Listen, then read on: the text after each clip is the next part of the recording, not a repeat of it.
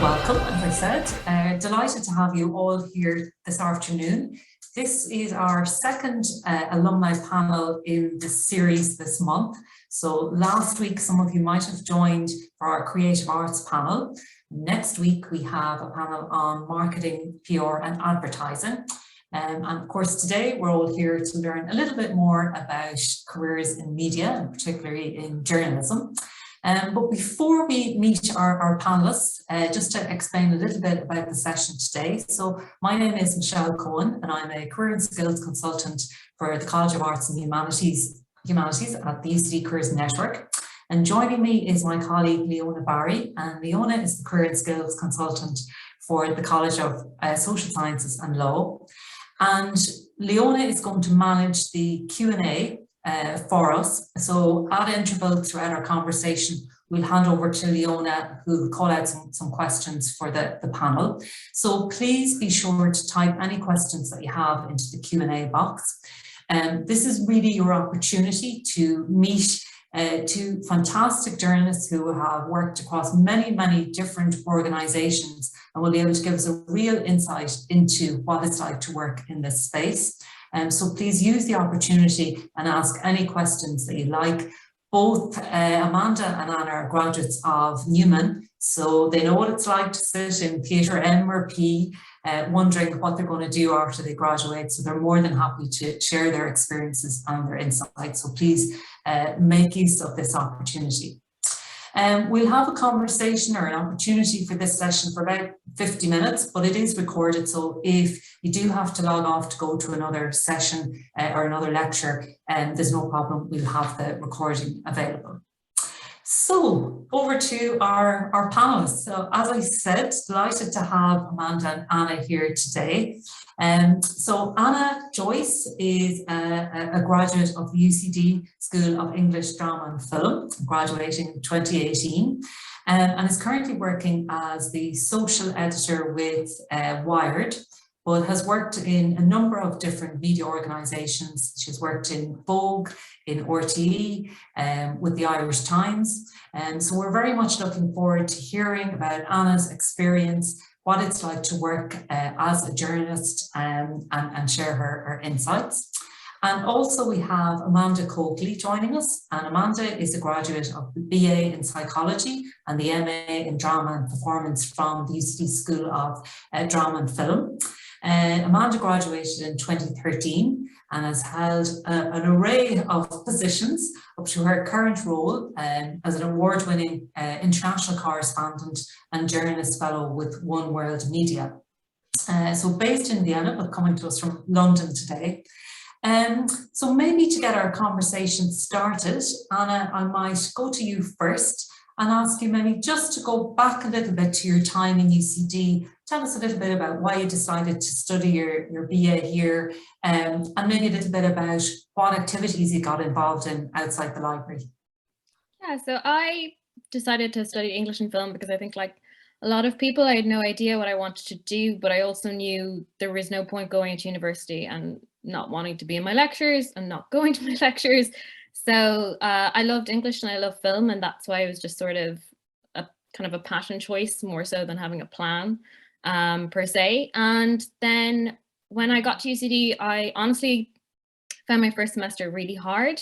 Arts, as probably most people on this call knows, is huge, really vast, and so that's kind of what led me to society. So I was in the LNH, and then I was also in the Students' Union, which is how I got funnily started in journalism. No intention to be a journalist. And then we ran a campaign about prevention of sexual assault on college campuses.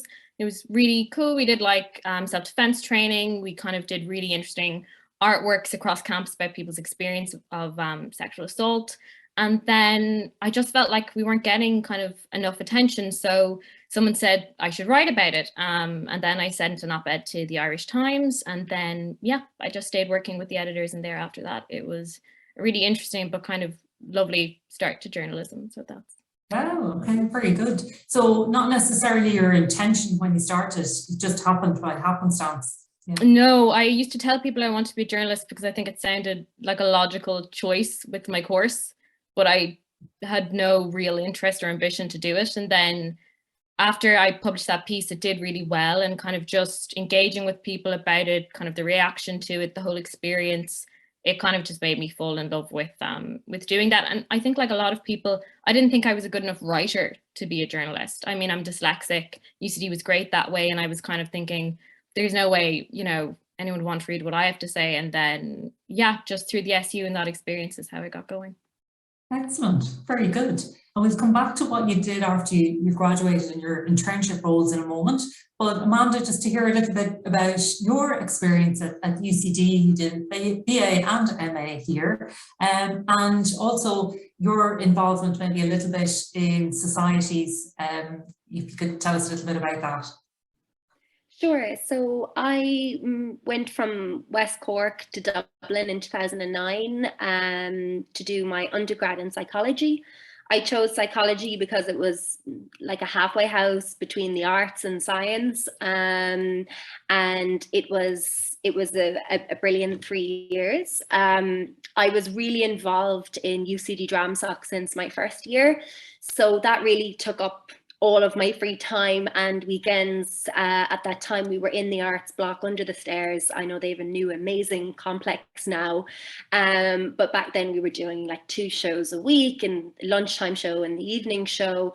And then just theatre became such a big part of my life that doing the MA in drama and performance studies was something that I really, really wanted to do. So I was really thankful because I got the Ad Astra scholarship, the performance arts scholarship. So that kind of unlocked not just kind of saying to my parents that, oh, this is what I really want to do, but the scholarship kind of showed them that the university saw that I had talent and potential and that they were willing to invest in it. So that was a one year course, and throughout all of that time, being a journalist like never even dawned on me. It was just did not cross my path, and so much now when I look back was happening in the world around that time, and I was like not engaged with it at all. It wasn't until really, I think, after I graduated, when I moved into working life, that it began to become an option for me, and I'm sure we'll discuss that later. So yeah, my days in UCD were great, and they were, sometimes I joke that I was busier in UCD than I have been after I graduated. So yeah, very good memories. Very good, excellent. And I'm interested to hear about both of you, your decision making after you graduated, because we have students joining us today among the 80 people who might be in their final years and approaching, May is approaching, and they're wondering about maybe internships or graduate roles. And both of you, I noticed, have done some internships at an earlier stage in your career in Vogue and in Image Magazine and ITN and the Web Summit. So maybe, well, Amanda, I'll stay with you if you want to tell us a little bit about that next step, how you progress to those internship positions. Sure. I think the first thing that I kind of want to say is that this pressure to kind of have an idea of what you want to do when you finish university should not be there, basically. It's okay to not know what you want to do. You're always going to have friends that really want to get on this particular graduate course, or you might have friends on a medical track where that path is very clear for them, like they're going to stay in university for another few years and then they'll get their internship and then placement and whatnot. You'll have friends that want to stay in academia, so they'll stay in UCD after everyone else moves on. And I think that for some arts graduates, this feeling of you have so many options, it can really be quite daunting, and there is no clear path for arts graduates unless you are very sure that you want to be in journalism. So like I was one of those people that really didn't have a clue. I knew I liked theatre, but actually after my MA, I didn't, rather surprisingly, throughout that year, I realized I didn't want to work in theatre. So I thought going into my master's, I wanted to work in theatre forever. I left it being like, I love it, but this industry isn't quite for me. And then that kind of threw my world into array, because I had always thought on my undergraduate degree that I was going to, I don't know, like join the Abbey Theatre or something in some kind of production role. But that wasn't going to happen now. So what I kind of did was I just applied for everything and anything that appealed to me. I think like when you're graduating and you're what, like 21, 22, time isn't against you. And I hate this idea that like, oh, you have to get a great job, or you have to get on the track, or you have to, you know, start adding to your pension. Like, obviously those things are important, but I think that you can just apply for anything that interests you, see what offers you get, and then take it from there. So like, that's exactly what I did. I got offered the internship at Image. I had actually moved back down to West Cork and had just started in a call centre in West Cork. I was on my first day when Image called to offer me the internship. So I had to leave the job on my first day. And then I went up to Dublin and started with Image. And then I still didn't know I wanted to be a journalist. I was working in the circulation department. So basically sorting out like, how do magazines get from the printers to the shelves? And then it was from there that I kind of began to learn more about journalism. But, you know, as I'm sure we'll get to in a second, like I didn't go straight to journalism. I took a detour into book publishing. So I just think for that first initial job, it's throwing paint at the wall and seeing what sticks. And finally, like if you do get an internship, just because, I don't know, you've gotten this dream internship in your dream company doesn't necessarily mean that you're going to succeed faster than anyone else. And I don't really know what succeed faster means in the real world, but I know at this time in your life, you do want to succeed quickly, but your dream internship might not work out. It mightn't be a nice place to work. Your colleagues mightn't be for you.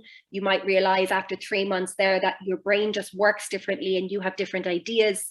And it's okay to finish an internship and be like, that wasn't for me, back to the drawing board.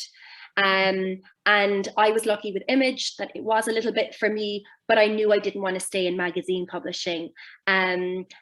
But you know, Anna had an incredible career and worked at Vogue, which was always a dream of mine at one stage. So yeah, that's kind of how I started out. Yeah, but that's excellent, Amanda. You know, that's why these panels are so insightful, because it's your experience, you know, and hearing that for somebody who has graduated from Newman and is now, you know, can look back and reflect and see that actually it is, it is a case of trying out a few different things, and not letting that pressure of have to find something, be something, because there are so many options. That's one of the taglines with arts and humanities. It can take you anywhere, but it takes time to figure out what that is. So that's really, really important and useful advice. And we will come back to your other roles in a moment, but Anna, I'd be interested to hear your experience as well when you came up to that time of you're finishing up your BA and looking at opportunities. And I know you did work with the Web Summit and Vogue, so maybe take us through how you got those roles and your time. Yeah, so I think firstly I completely agree with Amanda, and I so relate to everything she just said, even just thinking back to my own time in UCD and that pressure. And I think I did Web Summit when I was still actually in UCD. It was, I think, this summer of my third year. And that was a really interesting experience. Never a dull moment in Web Summit, but I was in a media internship, which turned out to be more of a PR internship, and it was really interesting because we got to write some op-eds and things, which is obviously my area, but it completely convinced me that I was not cut out for PR. I did not have the personality for PR or anything along with it, but again, you learn from those experiences. And then when I finished in UCD, I went straight into an internship in the Irish Times, which I was really lucky. It was kind of more of a traineeship. They didn't have the same structure they have in place now. I believe now they have a brilliant program for graduates, but at the time it was 3 months. I think I was the only person in their feature department training with them, and it was really tough. It was really intense. I had no experience as a as a journalist, bar my op-eds, which I had done with the Times before. And I would also say it's great to have something lined up straight out of college, whether it be an internship or a job. But from my own experience, I think there's a lot to be said for just taking some time. And that's not necessarily a regret of mine, but I was the kind of student that I really pushed really hard. I probably overdid it. I was a really diligent student and I was totally burnt out by the end of final year because, as everyone on this call knows, it's a lot. So going straight into a really intense job, that was amazing. I mean, I was learning a lot, both doing both good and bad, because obviously, you know, it was baptism by fire, got a ton of bylines, but I was really burnt out. And so I really do advocate for maybe taking a pause, and it's okay to not push yourself straight into the next thing when you graduate. It's okay to just take a breath. But that's what I did, and that was fantastic. And I really liked working in features, but I wanted to try it, as basically what Amanda said, as many different paths as I could in media, and get as much experience as possible. So when I left there, I kept freelancing with them, but then I, as you mentioned, went on to British Vogue and interned there. And that was just, getting that internship was an interesting experience because, again, I think they've changed how you can get internships in a lot of magazines, including British Vogue, which is where I was, which is now they tend to pay their interns. There's a much better structure. There are ads online. And that's great because oftentimes in this industry, people tend to underpay beginners. But I literally got that internship because I found their email online and I emailed them, and then they sent me an application and they went through the process with me. But I think a lot of the time in media, if you want to get your start, whether you're pitching an article to someone or applying for an internship, just email. You can find pretty much anyone's email online. I think the longer you stay in journalism, the more you realize that too. You can find anyone's details if you look hard enough, which is quite scary. But yeah, just stick your neck out and try. And then I was in Vogue, and then after Vogue, I ended up in RTE, and then there was kind of just a cycle of other jobs, which I'm sure we'll touch on. But yeah, that would be my main advice, would be just go at your own pace and don't be afraid to just send an email. The worst they can do is not reply. Yeah, and so Anna, I'm hearing from you is just maybe have the confidence to take a pause if that's right for you, even over the summer or for a little while, because it's very intense when you start a new job because there's so much learning again. So going into that tired is probably something to think about. Very good. So that's very interesting. And I noted on in your bio as well that you worked for you were assistant to the London bureau chief with the New York Times. And how did that role come about? Yeah, that was really interesting. That was my last job before Wired. I only left the Times, I think, in October. It's also been the longest job I've ever had. I like to move around a lot. But I got that, again, it was an add-on Indeed. And I grew up in rural Kilkenny on a farm, so the idea to ever be in print for the New York Times was completely unfathomable to me. But I think it's, you know, another case of just always submit an application. Just always put your name in the hat. You never know what's going to happen. So that was an add-on Indeed, I think. And I was working in RTE at the time, but I was working in more of a kind of, I was working in rights and editorial, so kind of more digital production and less creative kind of journalistic work. And RTE can be a tough place as well at times because it's obviously public service broadcasting is quite different to, you know, mainstream media or papers and stuff. So I just applied to the job in the Times and I went through an interview process and I got the job. I was very simple. I've often found, I don't know if Amanda, you found this, but sometimes the bigger companies are way less sort of intense on job interviews, where I've done like 5 rounds of job interviews for much smaller organizations and not gotten the job. But the Times was a relatively, easy but surreal process. Very good. And can you tell us maybe like what kind of duties and roles and what you were doing there in that position? Yeah, sure. So it was actually offered out as like an internship contract, but I ended up staying there for about nearly 2 years. And I was basically just an assistant / researcher to the bureau chief, who's like the top journalist in the London office. Who's a fantastic journalist called Mark Landler, and I would do a lot of research for him. I would find his sources. I would often kind of, you know, set up all the bits and bobs before you get to the interview and writing process. Sometimes I would do interviews to help him out. I would pitch. I wrote a couple of my own stories. I worked with the audio team for the daily podcast while I was there. I assisted a load of different teams. I acted as a researcher for a couple of the investigative reporters, which again was great because, you know, in a job like that, you can move around a company a lot when you're starting out. So you can try as many different roles as you want. So I also did social media work, which is kind of how I got into my current job. And it was just anything you kind of wanted, you just sort of had to ask the right person. But my day-to-day was mostly research and reporting for the bureau chief. So it was a great kind of course in how to be a better journalist. I mean, my writing improved no end when I was there. Wow, excellent. That sounds fantastic. And Amanda, you've some interesting names as well on yours. I know you weren't, is it Art Image that you went to ITN? Is that the correct timeline? Yeah, so after Image, I went to Penguin Random House. Oh, Penguin, right, okay, very good. Yeah. What was it like?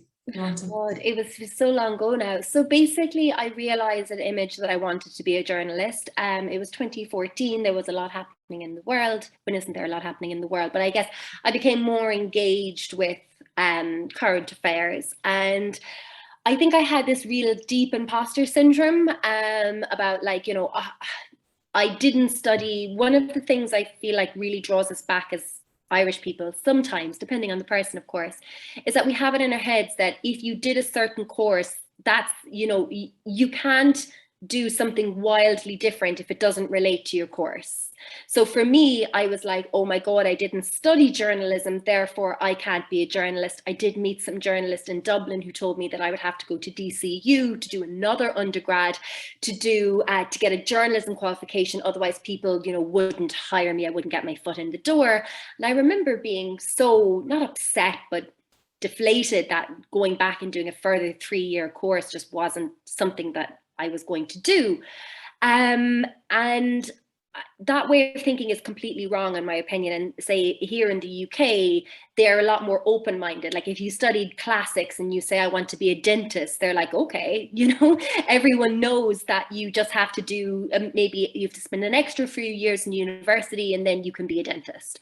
And no one minds that you studied classics. There's people working in Goldman Sachs that studied biology. Like, so it's really, I think the first thing is get that idea out of your head that what you're studying in any way limits you. It doesn't. And if anyone ever says to you, oh, you studied English and Portuguese, you can't do business journalism, I think that's a red flag to me in what kind of boss they are. Someone just wrote in the question there, and I'll get to your question in a second. You know, they said having a niche expertise, is that necessary to be as successful as a journalist? Absolutely not. Like early in your career, you should be doing everything. Like you should be showing people, oh, this is a great piece of research I did on bus companies in Taiwan, or, you know, this is an op-ed I wrote, this is kind of a social media video that I did. Like you can build your own interests as a niche expertise, but you don't have to be like, I want to be a business journalist forever, therefore I'm only going to focus on business. If you love business, that's why I'm using business as an idea, as an example here, but if you love business, you can build that on the side and then do loads of different stories. So for me, it was, I wanted to be a journalist. I had no idea how to do it. So like this service wasn't available to me, or maybe it was, but I didn't know about it. I had no idea how to do it. I was discouraged more than I was encouraged. So more like the DCU thing, the you need to have so many bylines thing. No one just kind of shook me and said, look, just try and do something. Like, you know, you'll fail 10% or 80% of the time and succeed 20% of the time, but just, you know, do something. So I thought that if I could get to London, I would be better placed to be a journalist. And the only place that offered me a job was Penguin. I applied to newspapers, I had no portfolio, nothing. And I think when the world's biggest publishing house kind of offers you a job, a permanent job, like you take it. So I took it, and I ended up in London working in an industry that I knew nothing about. And, you know, there was many people that had worked so hard to get into Penguin, and they had done lots of short-term contracts. They had really worked off. But for me, this job was open. And it was kind of like innovative publishing was what I was doing. And they wanted someone who was kind of creative and innovative. I had set up with my friend a free walking tour guide company in Dublin when I was in university, that instead of working in a hotel like a restaurant, my job was walking tours. We set up our own little company. Penguin really liked that, you know, I had that kind of entrepreneurial spirit, let's call it. And they liked that kind of, I had a creative background. They liked that I had done lots of different things. And so like someone just asked there, like, Amanda, how'd you get involved with Penguin Random House? I applied online, and they sent me this kind of video interview thing I had to do, a higher view. And then I got an interview, and I had to pitch a book proposal, which now looking back on it is so embarrassing. But, you know, at the time I thought I was brilliant. And then I simply got the job. But publishing is incredibly competitive. It's very badly paid in the early few years, and you have to kind of live in London. And it's Penguin is a very lovely company to work for. They look after their staff incredibly well. Career progression is slow, but that's in publishing as a whole. So you're not going to kind of get to the acquiring books stage for a few years. But they do have many jobs available, and it is a company, just for that person that asked that question, Anna, like if you get any job in Penguin, you can maneuver within the company. You just need to have a bit of patience and stick at it. So that was Penguin, and then I'll get to how I actually finally made it to journalism afterwards. Very good. Well, I might just check in with Leona just for questions, because I want to make sure people are getting a chance to ask the questions that they want. And just to that lady Anna, I think, that asked about Penguin, they advertise regularly, like graduate programs. So keep an eye, maybe follow them on social media, and keep an eye on their website for roles. So Leona, over to you. We check in if there's any questions, and if people want to type in some questions, they're more than welcome. Thanks, Michelle. Yes, just in the Q&A, if you have any questions, if you could just pop them into the Q&A. But thanks, Amanda, for answering a few there. I could see that you could see a few in the chat and a few in the Q&A. Thanks so much. So thank you. Yes, we do have another question here for both Amanda and Anna. In relation to journalism. So this student is interested in journalism, but is coming from a fiction writing background. And they were wondering, would it be difficult moving into journalism with that fiction voice? And what ways could they train into a more journalistic style? So perhaps maybe, Anna, would you be able to answer that question perhaps? Sure. I mean, I'll definitely try. I think what I would say is, no, I think you can definitely transition. I do think the one thing I would say about journalism in general, depending on where you're working, they often have a different style and a different kind of way of writing. So, for example, somewhere like the New York Times is kind of known for, even in their news reporting, they have a lot of kind of flourish and a lot of kind of adjectives, and they're very sort of flowery. Whereas if you go somewhere like the FT or CNN, they might just be a bit more to the point in their writing. So I do think that, firstly, the organization, that, you know, you really have to bend your voice a lot as a journalist.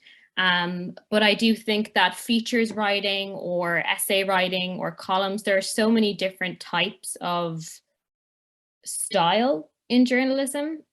Even reviews, like in the early days of kind of my career, I used to do a couple of book reviews for the Irish Times. Stuff like that is a good way if you're interested in fiction writing, to kind of bring your love of fiction into journalism. But what I would say in general would be kind of just, you will write, if you, at the beginning, you'll probably have to try out lots of different styles. And then the longer you are in your career, the more you can kind of carve out your own voice. That would kind of be my advice. For, like, I've written everything from, you know, I've interviewed models to, you know, writing about the new refugee bill that's just passed in the UK. Like, you're gonna have to change a lot. So the earlier you do that, the better. But no, I definitely think that like I love writing personal essays and poetry, and that's kind of something I do on the side. So I really don't think there's any hard and fast rules or you have to settle into one style at all. And just aim your stuff at publications you know you like their writing style, and it kind of, there's a relationship to how you work. Very good. That's good advice. Thanks, Anna. There's actually a few, thanks very much. There's another few questions coming in. So the students are very engaged. Thank you all. Another question, if you want to email a paper or magazine to offer an article or a pitch, how do you structure your pitch in the email? I think that's a good question. Oh, the art of pitching. The art of pitching. Sorry. Go ahead, Amanda.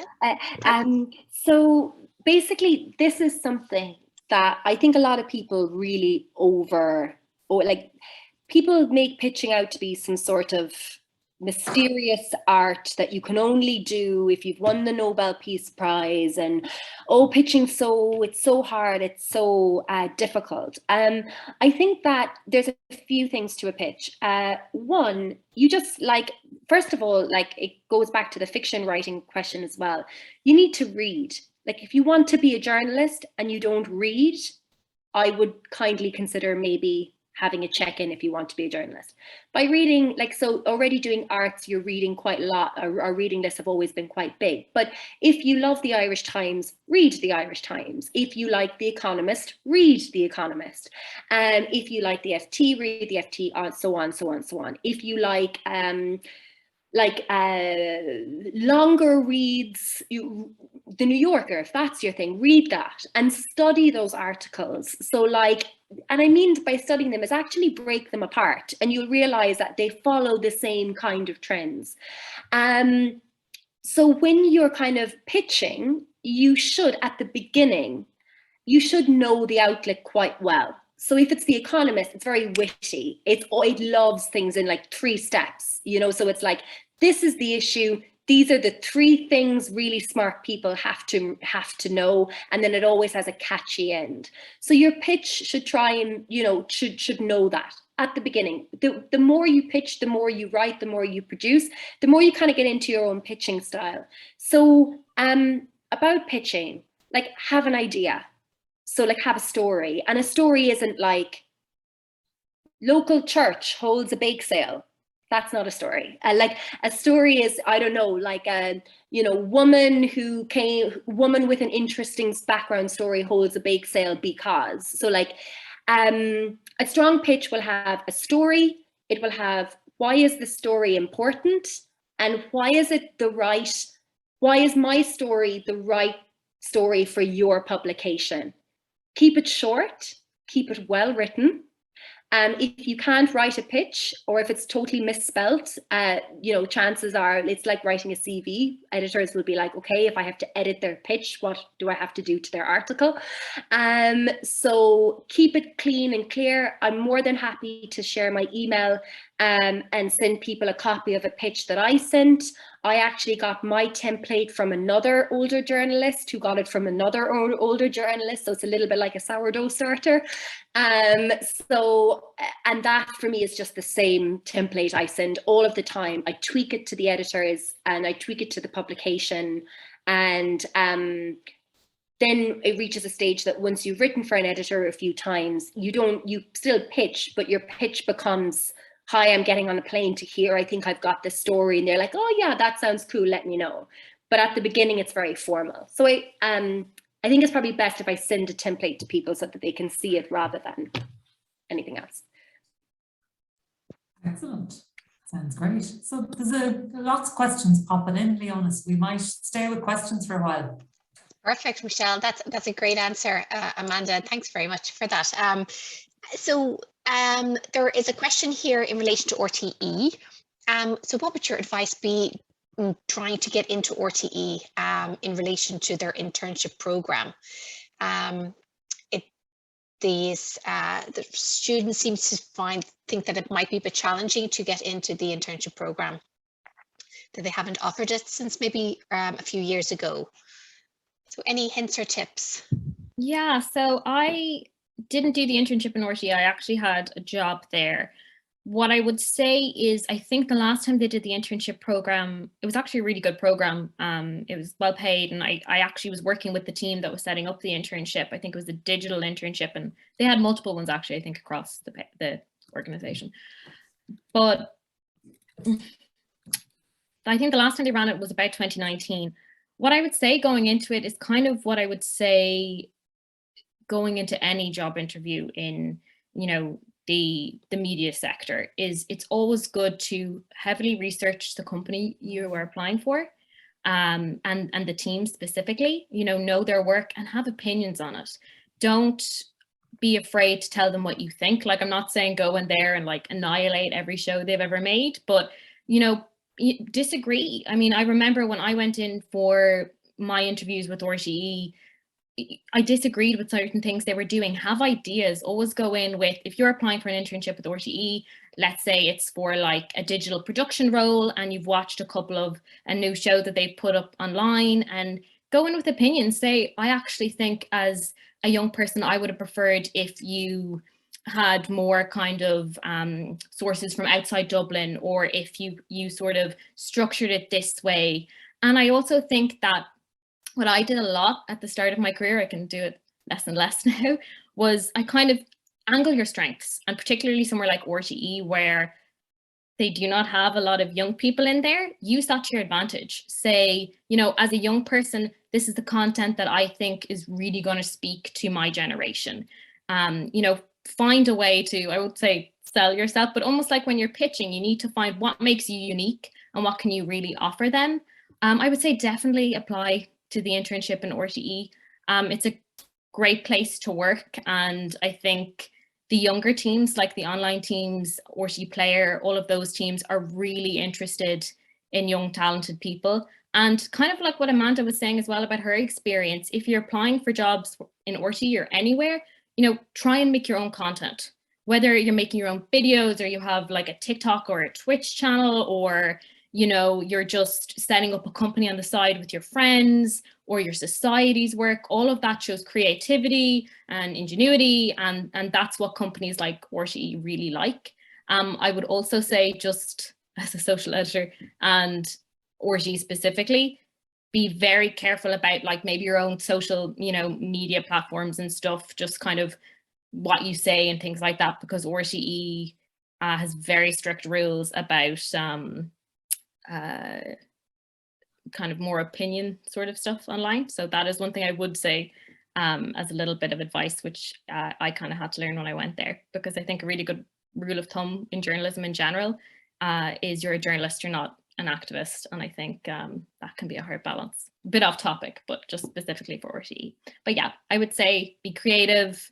Don't be afraid to criticize, particularly with somewhere like RTE, and know your organization inside out. Excellent. Very good. Thanks, Anna.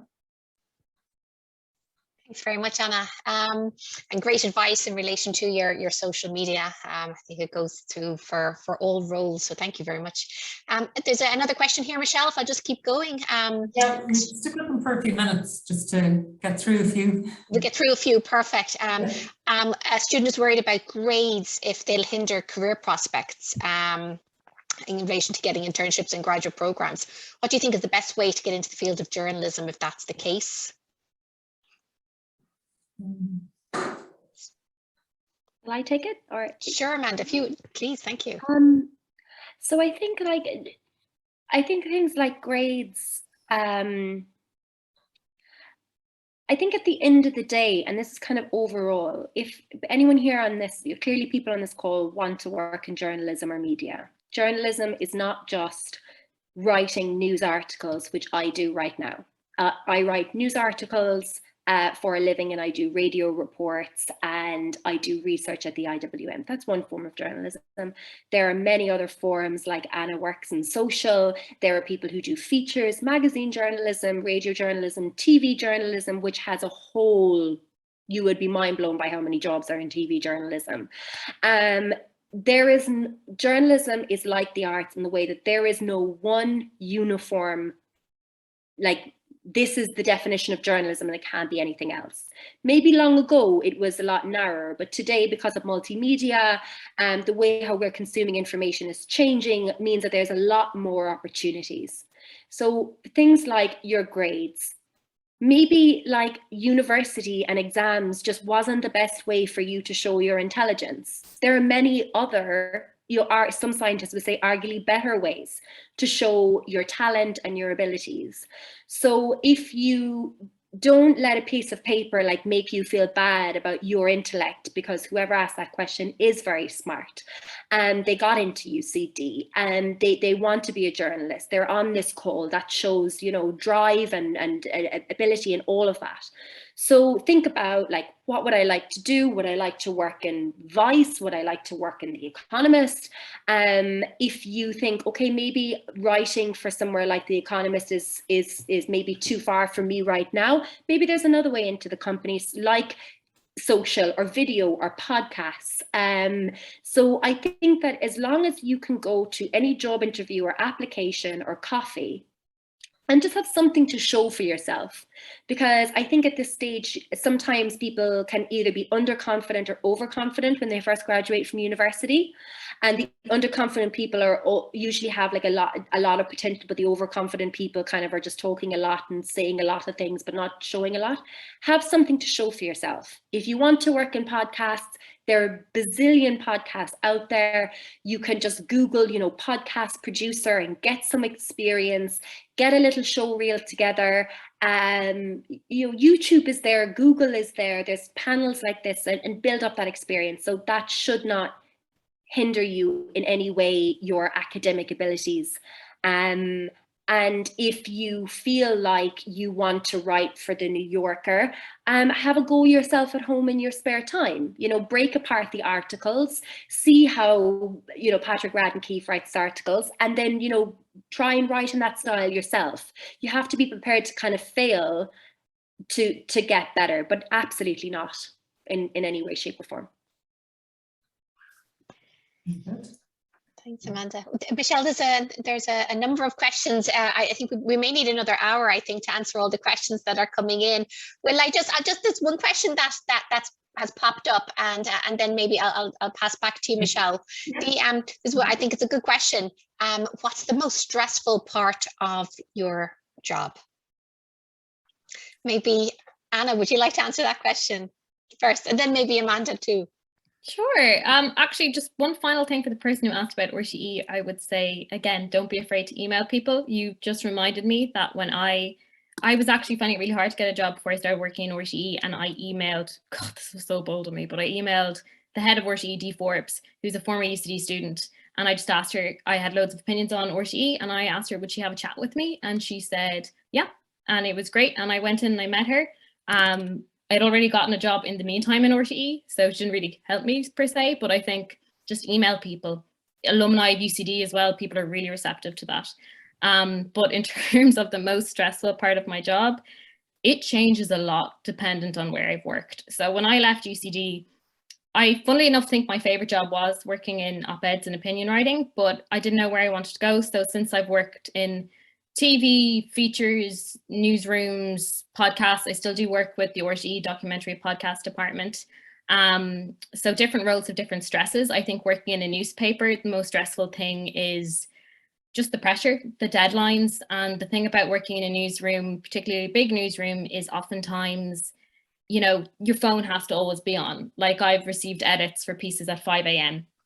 from people on the same time zone, because that's just kind of the way it works. And you have to be able to react and just go with it and keep your cool, because things can change and articles can change at a moment's notice. Like, you can think your piece is going one way, and then if it's kind of a news piece, something can happen to the news and it's totally twisted around.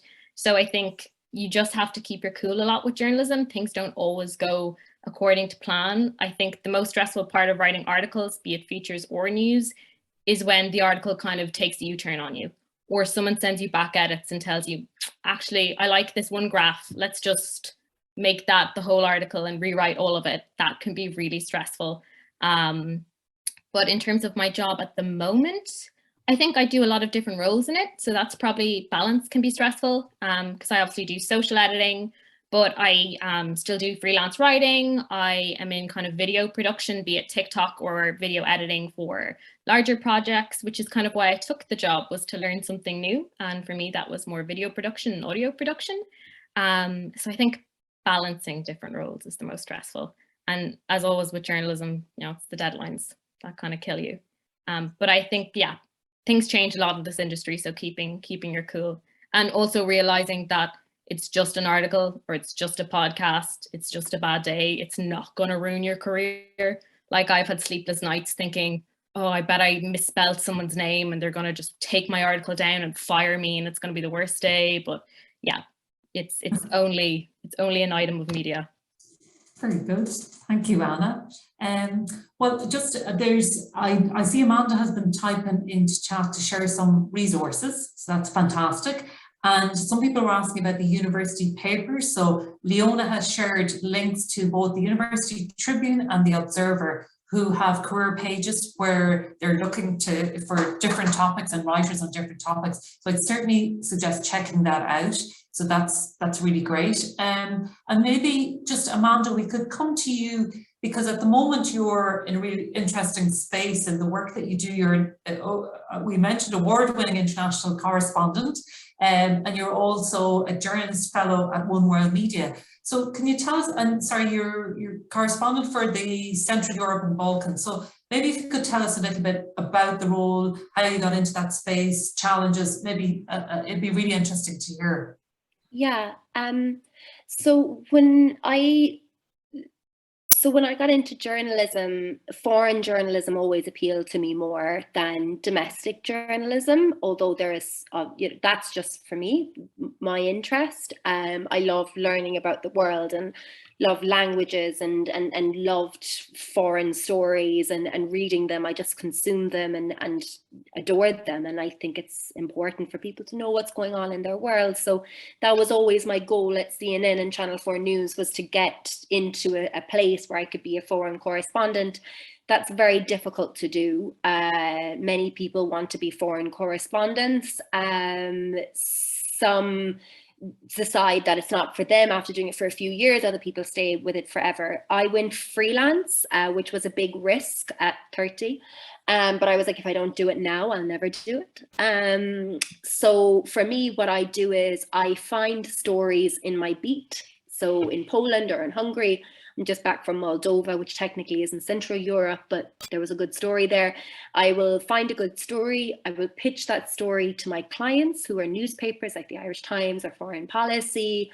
I've got some pieces coming up for Time magazine soon, and I'll pitch them and say, this is my story. Will you take it or not? Sometimes they say yes, sometimes they say no. And then I will go report that story, file it, and then move on to the next thing. And there is good and bad points to being a freelancer. One, you get to choose your own kind of pace and life. The bad side is that it's not incredibly well paid. And as well, you don't always get to do the kind of bread and butter news stories that a staff journalist would do. So you're always doing the kind of expensive field stories. You're not doing the kind of day-to-day news stories that you can do in half an hour from your bed. So there's pros and cons. I think one question that I've seen come up again and again that feeds into kind of foreign journalism is this English mother tongue question. I think, Eva, you've been asking that a few times, I think. Like, absolutely not. I think that sometimes people can put obstacles ahead of you that are just kind of reflective of how they view the industry. If you speak good English and you speak a foreign language that is your native tongue, then my God, like, that's great. You've unlocked a whole new country, a whole new language, a whole new region, depending on the language, and you can do those stories and bring them to that publication. Never let, if you're worried about your written English, you can practice it. And if you're already studying in English, it means your English is exceptionally good anyway. So you just need to practice and then put it forward, and you'll get better and better. But don't let anyone ever make you feel that because your English isn't kind of perfect, that you can't be outside the door reporting like anyone else. Of course you can. And the good thing about broadcast journalism is if that's your ambition, is that finally people are becoming a lot more open towards accents. So, you know, long ago for us Irish, if we wanted to work in the BBC, our Irish accent was a little bit radical. You know, they all sounded the same. Whereas now people are becoming a lot more open to people who sound different. So don't change your accent. Don't change whatever beautiful Latin accent that you have from your family and from your country and try and sound a certain Irish way to please somebody else. Keep your accent, be proud of it. Be proud of the fact that you speak 2 languages or more. Even many people in Ireland only speak 1. So they should be embarrassed for, you know, not speaking a myriad of language, and it's highly impressive if you want to work in a second language. So about foreign journalism, one thing I want to say in case we run out of time is if you want to do foreign journalism and you've just graduated, my top tips would be actually go freelance early in your career. It's a bit crazy, but you can do it. So if you love South America or you know, West Africa, East Africa, South Africa, the Middle East, you can afford to go there for a year and meet the other freelancers there. You can afford to work in, you know, a bar or doing copy editing online or finding whatever job you can and set yourself up and pitch there. And I'm always happy to help anyone with kind of freelance tips and tricks in foreign journalism. Very good, excellent. Thanks, Amanda. And your, Anna, your current role, you're social editor at Wired. Can you tell us a little bit about that? Yeah, so I think I took that job mostly because, like a lot of the jobs I've taken, again, I've only been at UCD 4 years. It's trying different areas, seeing what I like, learning new skills.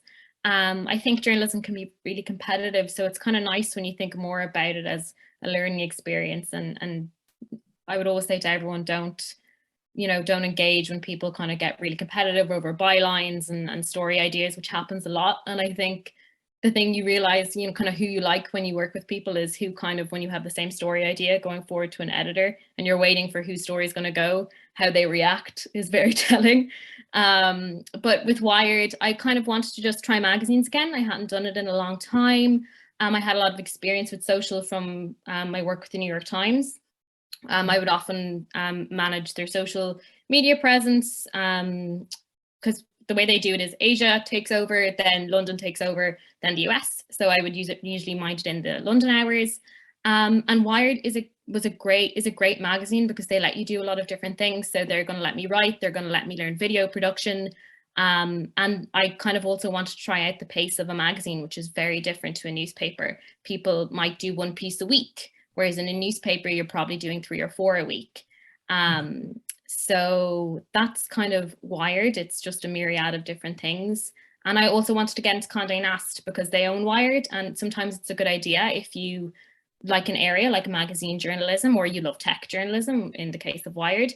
If you go somewhere that owns a lot of magazines, you can bounce around and meet new people in different magazines and different areas of the company, which is really helpful when you're trying to build a career.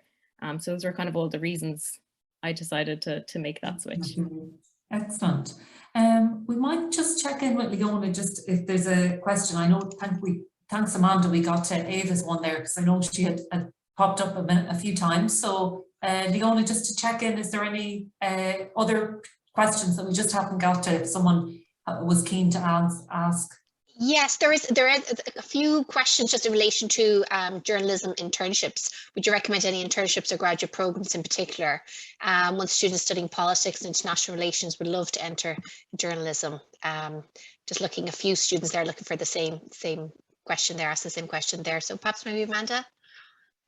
Yeah, like just I've sent a link, and Leona, you pass it on to Journal Resources, which is very good. Sign up to that newsletter. They send out kind of opportunities every Thursday, places offering internships, places offering beginner jobs in journalism. They're usually based in the UK, but every now and again, Dublin is included. Like in terms of doing an internship, they're not the be all and end all as well. If you don't get on a graduate course or you don't get an internship, does not mean that you're not cut out for journalism. A lot of the time there's thousands of applications for one job. That's no reflection on you. Apply to everything. Now's your time. You have the time to apply for everything. Just apply. Start applying for kind of any job that you think might be useful to you. So I think someone asked about UCD, you know, student journalism experience. That's great. Use that as a portfolio. If you don't have it, find another way to have a portfolio. So like, it just makes common sense. If you want to have any job, you need to show that you can kind of do the job. So you need a bit of a portfolio in journalism. So anything will do. If you write for a local Southern Star in West Cork, for anyone from West Cork like me, write for the Southern Star, write for the Leinster Echo, like whatever, and just put it all together, be proud of it.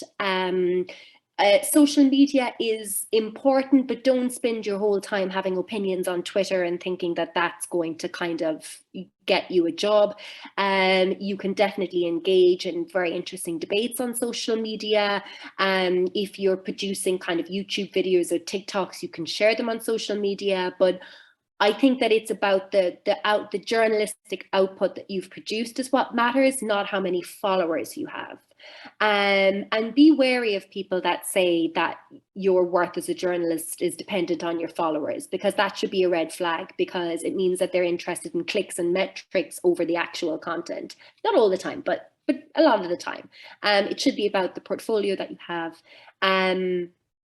And I can't just recommend it enough to apply for everything. You know, a lot of the questions here about like, if or do I need to have a foreign language to get into this? Do I need to have done this particular course? Like, am I too old? You know, do I need to be active on social media?